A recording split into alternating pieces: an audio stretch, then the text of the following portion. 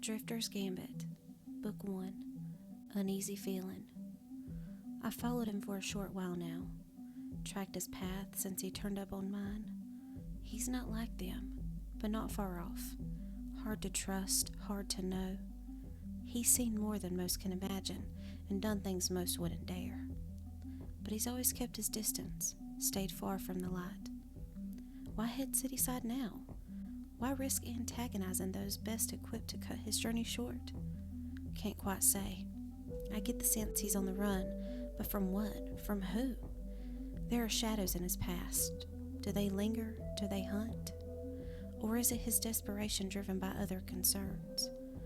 All I've seen, all I've uncovered of him, of his long winding road, says he's made enemies at just about every turn. Over centuries, that list grew real long. He's been comfortable in the dodge out beyond the reef, ever moving, ever exploring, never concerned with the dangers riding his wake. So again, why now? Why here? What's his play? More important, what's his game? A Drifter's Gambit, Book 2, Justified Means. The Drifter wasn't always my target. In fact, he only came to my attention when he started running with them I'd call prey.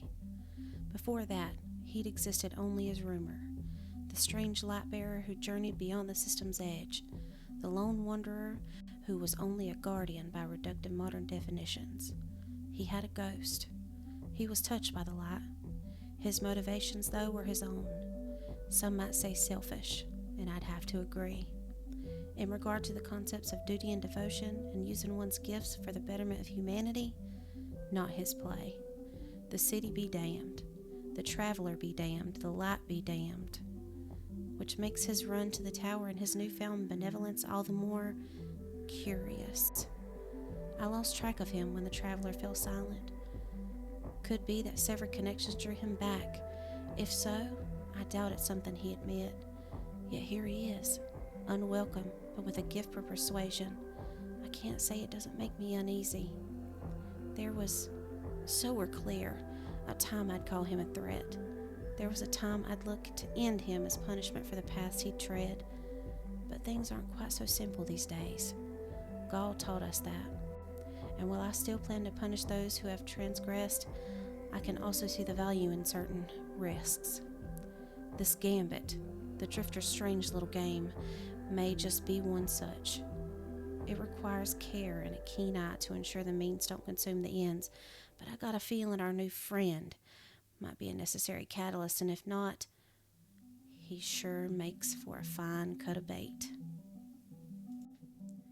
A Drifter's Gambit, Book 3, Step into the Shade. I want to be clear, I do not trust him. You get the sense he's working to mend that, sure, but the endgame will reveal the truth of his intentions. This con is a long one, friend, but if any are built to see it done, and see it done right, the Drifter is our man. So we see it play out. His gambit and ours, it may not be ideal. In fact, I'd say far from it. It's just that I don't see any other way forward. The light is fragile, but quick. The dark, dense and slow. If we want to control the balance, tip it in our favor, if we want to confront those shadows who would see it shift further toward the night, we must play in the gray in between. We must draw them out. Many have fallen to this path. It's not one I tread lightly, but I've found the only way to best a shadow is meet it in the shade. The vanguard won't allow it. They're noble, but they're flawed, frightened. Most guardians wouldn't dare it. Too many legends of heroes lost to such unpleasant pursuits. But things have changed. The Auric Slayers and their like have danced within ascendant realms. The nightmare legends of bone walkers and netherworlds have been cast into the light. Old fears are now trampled beneath enduring triumph. Now if ever is the time to step proud into the unknown and bathe in our light. And if doing so draws the attention of enemies old and new, if we tempt damnation, so be it. We will stand ever vigilant and burn them away. Or maybe the Drifter pulls a double cross and our end is met. No way of knowing, no way to tell. I say we let it ride. Trust ourselves, trust our instincts, our light. A Drifter's Gambit, Book 4, Artifacts and Old Friends. By chance, he and I crossed paths in a neutral setting. Didn't give me his name, just called himself a drifter. Told him if that's how it was, he could call me a pal. He laughed at that, got comfortable, got all kinds of open about where he'd been, what he was hauling. Even dropped a tip on where an old friend of mine was hiding. I still wonder if he knows who I really am. He told me he left the system as soon as he was risen. Not immediately sure, had to get his bearings, find a ship, get it fit, get it flying. But soon as, he was good as gone. Drawn to the outer, he says. I can appreciate. He says he's seen the deep side of Jupiter, been to the core mines of Saturn. Name drops old myths no one's heard. The alluvial crux, the shift chasms, below Elios, the fourth tomb of Nezarec. Goes on about the idols of lower soul, the treasures of Exodus Prime, the solar engine of Dead Star 6. I think he's making most of it up, but he's got relics and etchings. He's got materials not of the system. Odd metals, obsidian flames, thought engines, edible null cakes, and a stuffed something that looks like a rabbit biofused with a cephalopod. He keeps all this stuff to himself. His gits, he calls them. If they're for show, they put on a great one. But to what end? The clutter of oddities he's got shipside ain't nothing compared to what he's hauling. That big black mass of nothing you ain't ever seen before. He calls it an artifact, but it's more than just that. Just don't know what exactly. He said he got far out as he's ever been. Said it was from a place cold enough to snuff out your light. I asked him, was it Vex? Hive? Cagey as all, he said no.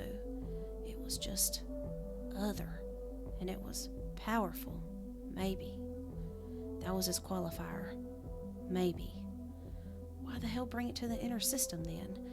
Maybes are trouble. But he's got an answer for everything. He says, brother, maybes are where the real treasure hides. He could tell I wasn't satisfied, but I knew he wasn't lying. The chunk was other for sure, and Coast said its readings were off the charts but abstract, unlike anything anyone had encountered. Can't say that made me comfortable, but then the drifter, with his easy manner and eager charm, asked if I'd ever met a man in black named Callum. He was clearly changing the subject, but he was lucky enough or smart enough to pick one I had interest in, and I could respect that. A Drifter's Gambit, Book 5, Shadow on a Wall. I knew Callum by another name, a hated name. The drifter had run with Callum's crew for some time. I get the sense he would have been one of the same as them, lockstep down Sorrow's Road if they'd met sooner. Hell, maybe they were lockstep. Maybe his gambit was theirs. Maybe the bait set when the drifter first came to the tower was for me and mine. Maybe all we were playing at was our own end, but all that's not worth the effort to dwell on. The path's been set, best to walk it. If the turn round to that final bend leads to death, all we can do is return the favor. Drifter told me Callum had a spot, a hold he used all on his own. Said his crew been running separate jobs to keep me off their trail. Said they knew 1-to-1 they'd have a hard time walking away, but rolling together only increased their footprint, made them easier to trail. Made sense, with the 6 of them. Callum's crew, I mean, spread out, each running their own search for whatever it is they're searching for, gave me cross signals. I'd hear the conflicting stories of their deeds from one of the system to the next, and I had a hard time keeping up. But this info, Callum's safe space, it was a lead worth a look. 2 weeks into a living hell, I thought drifters fed me a line, maybe trying to kill 2 birds, 1 stone. There were signs of a shadow's presence, but they were cold, old. I waited anyway, shot me some taking to kill the time. The wait paid off. Callum entered, could hear him before I saw him. He was arguing with his ghost. I waited on the hope they'd spill goods I could use to track the others. No such luck. Their words were heated. Callum had gone too far. His ghost was angry. I don't blame her. It caught me that she always used his proper name, Callum. his other. She still cared, still hoped. Then she screamed. I drew and stepped into the light. Callum had his ghost in his left hand. It was silent. With his right, he had stabbed her through the optics with a sickly dagger, a tool carved from the jagged spikes fired from a weapon I shall not name. The ghost was dead, and Callum just laughed. I think because he knew what came next. He and I had words. Told me I'd never kill him all. Then he dropped the shell and went for his shooter. I lit my fire and painted him on the wall without another word. A Drifter's Gambit, Book 6, Bright Side of a Bad Idea. At this point, the Drifter had me comfortable with the idea of him, but only just. Been a long time since trust came easy. I still needed to understand, needed to grasp what he was after, or what was after him. Survival depends on knowing what's coming best you can. This is before I came to you, but only just. This is me smoothing out the rough angles before risking a proposition I know carries baggage. Anyway, he and I went out, found a spot we could be alone, and he showed me. He showed me proof that all of his relics, artifacts, treasures, and junk weren't just for show. Our shady friend actually went out and lassoed himself a little piece of hell. While Guardians have been waging war with the Taken, while the city's newest legends have been trespassing on ascended ground and kicking and taking skulls, the Drifter's been playing Warlock, which he ain't, if it wasn't clear. Not by common understanding, anyway, and drawing strength from curiosity and using knowledge to bend understanding to his will. This wily bastard has long since shed any pretensions of class or the limitations therein. While you lot have been having your fun, drunk on loot, dancing on corpses of your enemies, he's been watching, learning, stealing, and planning. Now, I make no promises that what he's done was ever intended for the greater good. Point of fact, I actively doubt it. But here we are. He's kit-bashed Vex Tech with fallen components, married it to hive magic and scavenged golden age science with a sprinkling of who knows what, and he's... Hold up. I know this sounds bad. Sounds like just the kind of trouble we squash, but he secured a pocket of the Ascendant Plane. Not a throne world, nothing that grand, but big enough chunk to matter. And he's gone and caged an army. A Taken army? Leftovers from Oryx's reign? Something new, something old, something... hers? Can't say, don't know, but he has them there. He says us to hold them, study them, but the best bet says his intentions aren't so clean. Purity of intent aside, this is what he's wanted to show me. This is why he's here. His gambit. He wants to help humanity, help us poor fools who call ourselves guardians. Learns how to control not only the Taken, but the powers that bind them. Sounds like a bad idea. I agree. Bigger picture? Sometimes bad ideas are the best option. Hell, sometimes they're the only. A Drifter's Gambit, Book 9, A Matter of Trust. Well, that didn't go as planned, but your guardians rallied and saw it through, and the Drifter did his best to fill them in on the sudden change state he dropped on him. I was seconds from rushing in and toasting him, but he handled the situation and set the teams up to finish the match. To be honest, I thought it would all go much worse. What concerns me is, he never mentioned the word primeval before, not once, and that's a problem for obvious reasons. Tearing soldiers of the deep from another realm is crossing a bridge too far as is, but those beasts, those weren't normal, taken, possessed, and set to rage. They were born of that shadow realm, and they were angry. Worse, they were hungry for the light. You could feel it. Even a ways off, their aura and their rage weighed on me, cast a shadow I could feel in my core. That he kept them from us is unsettling. He says it was a necessary deception. I put my gun to his head and asked if there were any others he'd mind sharing. He just laughed, as he does, twiddling that coin of his, and smiled that winter smile. Told me to take a load off. Almost shot him then and there. He said we'd never have agreed to let him run his competition if we'd known the full extent of the danger. He's not wrong, probably, but it's hard to move forward knowing the thing we've all known along is true. The drifter can't be trusted. Yet what choice do we have? Again, the risks are justified by the promise of the ends. I'll leave it all in your capable hands. I'll be watching. My presence only muddies the water, so I'll be watching from afar. If we're lucky, this Gambit will draw the interest of the rest of his old crew, and the shadows will make themselves known. Till then, I'll return to the hunt, see if I can cut him off the pass, wherever it may be. Oh, before I forget, and at the risk of repeating myself, keep my real name off your lips. He don't know my face, but he sure as hell knows my name. This all goes sideways otherwise. A Drifter's Gambit, Book 7, The Price of a Double-Sided Coin. Here's the play. Ours, I mean. You have places, cleared zones, not necessarily the safest spots, but not wholly untamed. I say we, you, allow the Drifter to run his game, and lets you and me watch. We watch the action. We watch him. We watch who plays and who doesn't. On top of that, we watch their aggression.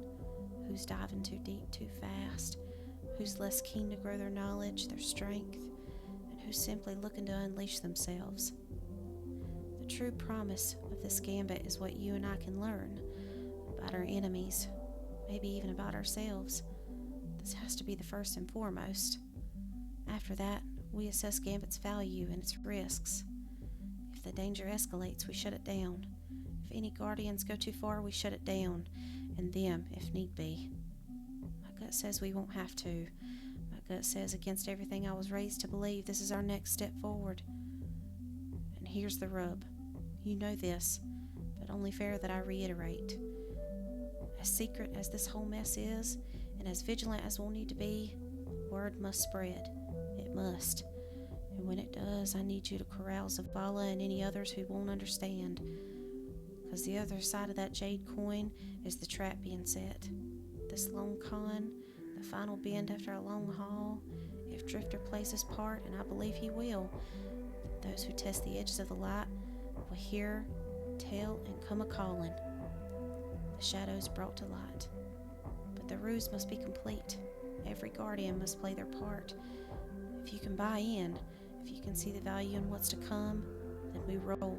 If not, you can stop this here and now. I'll put a bullet in him. Be done with it. Just say the word. A Drifter's Gambit, Book 8, Checking the Chamber. Your Jack sure can clear a table. Combat area's clean. We're prepped and ready, set for the first run on Nessus. The Drifter will pick up your guardians en route. Have your Jacks primed to engage if, when, it all goes wrong. Not saying I have doubts, but if it hasn't been clear, I have doubts. I'll be nearby as discussed. Anything goes off rails, we'll close in and shut it down. After, if it runs smooth and we're not all dead, he says he'll set up shop in the tower. Seems risky, yeah, but that's his lot to handle. Truth is, I'd much rather have him tower side where he can be watched and collected if it comes to that.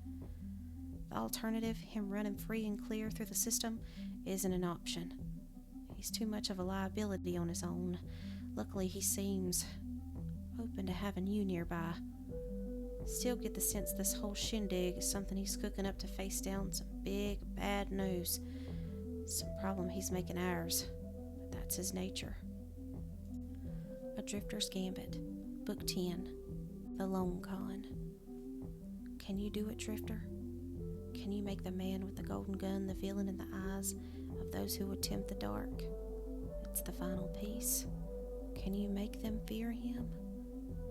'Cause if you can, any guardian who truly embraces the nature of your Gambit will find themselves a real connection to the mantle of that dead legend. They will take bear that vile title. They will wear his vile colors. They will challenge and even remake the infamy of his vile deeds. Through these temptations they will grow strong, but the hatred must be true. Driven by the power they find in your wicked game, sealed in the fear you'll seed in the name of the man with the golden gun. I wish there was another way, but your old brothers and sisters in shadow are too far gone. You've seen it. You know as well as me, better than me. The path they walk offers only ruin. They must be stopped. So spread your unholy word, brother. Give new life to old myths. And when that hateful name Dredgen spreads throughout the system, his real disciples will have no choice but to confront their sins. And you and me will be the ones hearing their confessions. Oh, one more thing. Let me know who has the gall to change their names. I might want to give them a word or two.